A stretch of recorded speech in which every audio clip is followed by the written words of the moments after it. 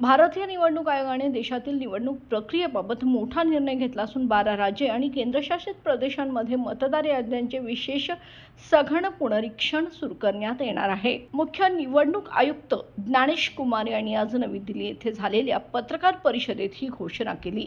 या दुसऱ्या टप्प्यात मतदार यादी अद्ययावत करणे, नवीन मतदार नोंदणीची आणि त्रुटी दुरुस्त करणे या प्रक्रिया राबवल्या जाणार आहेत। या यादीत अंदमान निकोबार बेटे, गोवा, पुदुच्चेरी, छत्तीसगड, गुजरात, केरळ, मध्य प्रदेश, उत्तर प्रदेश, राजस्थान, पश्चिम बंगाल, तामिळनाडू आणि लक्षद्वीप या राज्यांचा समावेश आहे, परंतु या यादीत महाराष्ट्राचा समावेश नाही। त्यामुळे या निर्णयामुळे राज्यातील राजकीय वातावरण तापलं आहे। आधीच मतदार याद्यातील चुकांवरून आणि नावे वगळण्याच्या तक्रारींवरून विरोधकांनी निवडणूक आयोगावर टीका केली होती। आता आयोगाच्या या निर्णयानंतर महाविकास आघाडी आणि मनसे यांनी एकत्र येत निवडणूक आयोगाविरोधात मोर्चा काढण्याची घोषणा केली आहे। 1 नोव्हेंबर रोजी मुंबईत विराट मोर्चा काढण्यात येणार असून मतदार याद्यातील त्रुटी तातडीने दुरुस्त करण्याची मागणी या मोर्चातून केली जाणार आहे।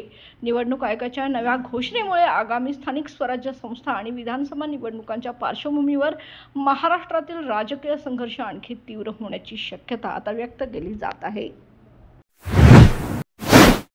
बाळ, फ्रीजमधून श्रीखंड काढ ना। आम्ही पूर्वी घरीच बनवायचो श्रीखंड, त्याची चवच वेगळी होती।